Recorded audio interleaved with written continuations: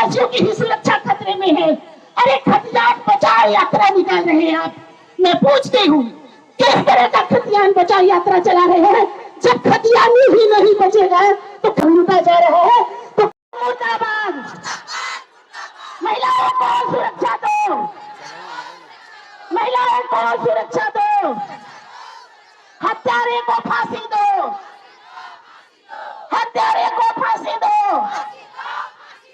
हेमंत सोरेन मुर्दाबाद, हेमंत सोरेन। देख रहे हैं कि राजभवन के समीप भारतीय जनता पार्टी महिला मोर्चा का एक दिवसीय प्रदेश स्तरीय राज्य स्तरीय ये आक्रोश प्रदर्शन है। साहेबगंज की जो घटना घटी है उसको लेकर लगातार राज्य में क्रूरतम महिलाओं की जो हत्या हो रही है, यहाँ की बेटियों की, बहनों की।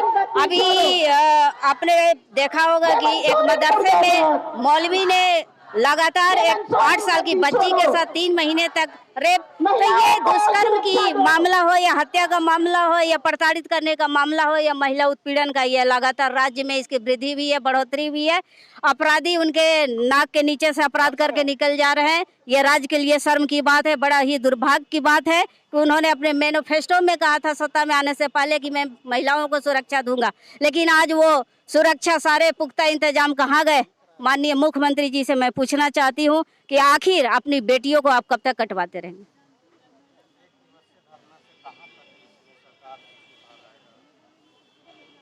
अगर सरकार नहीं सुधरी तो राज्य की तमाम महिलाओं के साथ भारतीय जनता पार्टी की महिला मोर्चा हमेशा खड़ी है।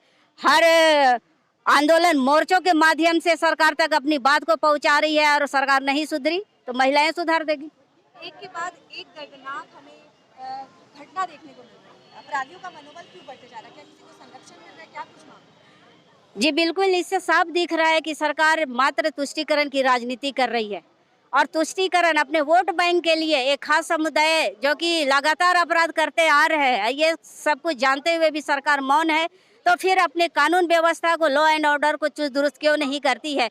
तो इससे साफ झलकता है कि उन्हें अपने वोट की राजनीति की पड़ी हुई है, महिलाओं की सुरक्षा की नहीं पड़ी। 3 साल हो गए, 3 साल सरकार तो बने हुए, अभी तक महिला आयोग का गठन नहीं हुआ। क्या कुछ कारण हो सकता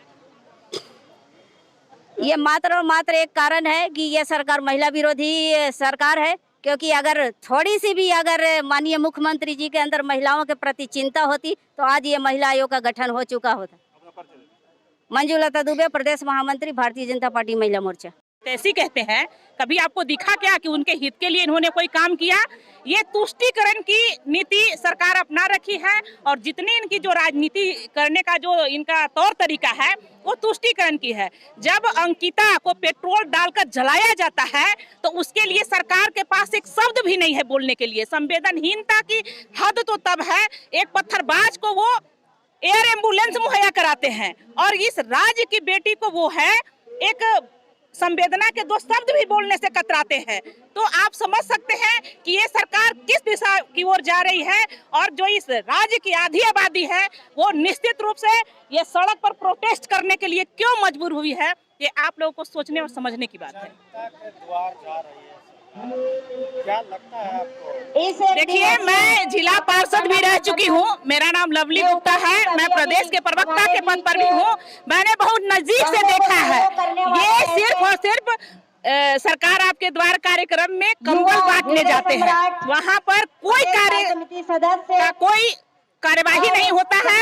आप ये सरकार बोलती है कि हम पूरे राज्य में ग्रीन कार्ड बनवाया है, लेकिन लगातार मेरे पास प्रतिदिन फोन आते हैं कि मैडम कार्ड तो जनरेट हुआ है लेकिन किसी को राशन नहीं मिल रहा है। तो सिर्फ और सिर्फ जो ये आपका जो ये सरकार आपका द्वार है वो सिर्फ और सिर्फ है कि दिखावा है, ढकोसला है, कार्य कहीं स्थल पर नहीं हो रहा है। उपस्थित हमारे भाई सभी को जी, मैं लवली गुप्ता, प्रदेश प्रवक्ता, महिला मोर्चा, झारखंड प्रदेश। ये घोर विडंबना है कि आज महिलाओं को यहाँ धरना प्रदर्शन पर उतरना पड़ रहा है। देख रहे हैं कि दिन प्रतिदिन झारखंड में जिस तरह से महिलाओं की दिन प्रतिदिन बदतर हालात होते जा रहे हैं। अभी एक घटना होता, 1 घंटा शांत होता नहीं है, तब तक दूसरे घटने की पुनरावृत्ति हो जाती है। तो मतलब एकदम समझ में नहीं आ रहा है कि सरकार को आखिर हो क्या गया है। क्यों सरकार को ये नहीं दिखता कि सरकार किस निंद्रा में सोई है, ये समझ में नहीं आ रहा है। आज साहेबगंज की बेटी के साथ इतना बड़ा हादसा हुआ, वो भी पहाड़िया लड़की है। आज आदिवासी के नेता है, इतने बड़े नेता है, आदिवासी महिलाओं के साथ ही सबसे ज्यादा छल होता जा रहा है। आप देख रहे हैं कि हर जगह पर आदिवासी महिलाओं को ही टारगेट किया जा रहा है। बावजूद उसकी सुरक्षा अगर हेमंत सोरेन जी नहीं कर सक रहे हैं तो कितना बड़ा सवाल खड़ा होता है कि ये आदिवासी नेता है।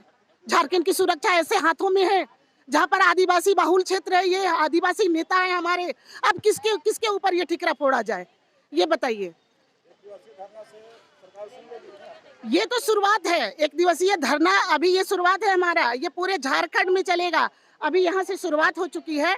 अगर सरकार इस पर त्वरित कार्रवाई नहीं करती और महिलाओं को पुख्ता सुरक्षा का इंतजाम नहीं करती है तो ये उग्र रूप लेगा और पूरे झारखंड में इसका आगाज होगा। झारखंड के हर जिले में ये धरना प्रदर्शन का कार्यक्रम। महिलाओं को न्याय मिलता है? ये बताइए, अगर त्वरित कार्रवाई होती तो क्या आज जो दुमका की बेटी का जो मामला मिला है, क्या फांसी मिल गया उसे? उस लड़के को जिसने एसिड डाल के जलाया था, किस मुंह से मुख्यमंत्री जी ऐसी बात करते? उनको शर्म आनी चाहिए। अभी तक वो घूम रहा है बाहर। ऐसी सजा नहीं चाहिए हमें कि आप 4 महीना तक अपराधी बाहर हो और एक के बाद दूसरी घटना। हंटरगंज की एक बेटी के साथ भी वही घटना घटा, उसके ऊपर भी फिर डाल दिया गया पेट्रोल। तो ऐसे तो मनोबल बढ़ रहे हैं, क्योंकि उन्हें पता है कि कुछ भी वैसे कार्रवाई होना नहीं है, और जब कार्रवाई होगा तो देख लेंगे कितना मनोबल बढ़ा हुआ है। ये तो अपने आप में बड़ा सवाल है मुख्यमंत्री जी के लिए। क्या एक्सक्यूज दे सकेंगे वो इस बात पर? आपको पूछना चाहिए, क्योंकि आप लोग पत्रकार है, पूछिए कि त्वरित कार्रवाई अगर आपकी होती है तो अभी तक ये हत्यारे बाहर क्या कर रहे हैं, किसके संरक्षण में ये बाहर घूम रहे हैं, ये बताना पड़ेगा उन्हें। कहीं ऐसा तो नहीं आपका ही संरक्षण प्राप्त है उनको, तभी तो इन लोगों का इतना मनोबल बढ़ा हुआ है और एक के बाद एक घटना हो रही है।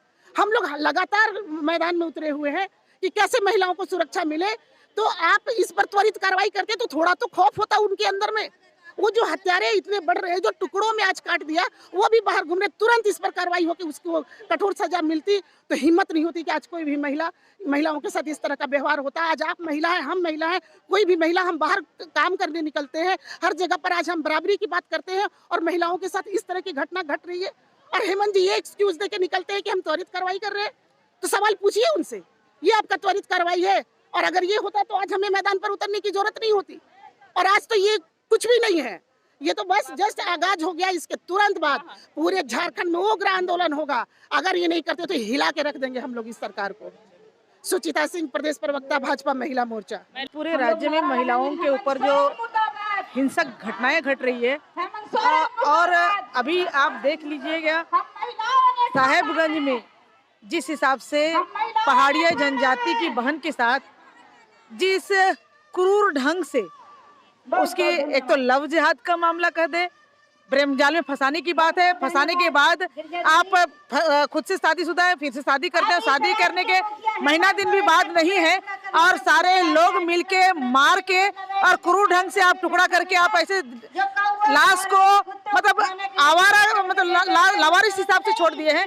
तो ये एक स्थिति देख लीजिए, जब भी कहीं किसी राज्य में अगर उसके विकास का, उसके लॉ एंड ऑर्डर को देखना है तो वहाँ के महिलाओं की क्या स्थिति है या सरकार उन घटनाओं के प्रति कितना एक्टिव होकर करती है वो दिख रहे हैं। यहाँ पर कहीं भी आप मत देखिए, विधि व्यवस्था कहीं नहीं है, महिलाएं सुरक्षित नहीं है।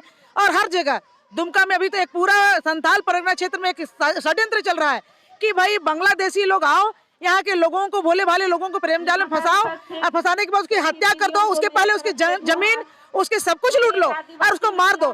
तो इस षड्यंत्र के तहत कब जागेगी सरकार? और इतना कहने के बावजूद भी इनके कान में जू नहीं रेंगती है। अब पूरे प्रदेश में महिला, चाहे 6 साल का बच्ची हो या फिर बूढ़ी हो या आपके VIP रोड हो, सुषमा बड़ाइक जैसे बहन के साथ जानलेवा हमला हो, तो ये बताता है कि यहाँ झारखंड में विधि व्यवस्था पूरी तरह चौपट है और सरकार को जितनी चेत होना चाहिए वो निष्फिक्र है, सिर्फ और सिर्फ अपने कुर्सी बचाने के लगन में। मैं एक आदिवासी महिला उसको चैलेंज करती हूँ कि वो किस नीति से बैठे हुए हैं, जब खुद अपने आदिवासी बहनों का बचाव नहीं कर पा रहे हैं। तो एक तो है कि अपराधियों का मनोबल बढ़ा हुआ है।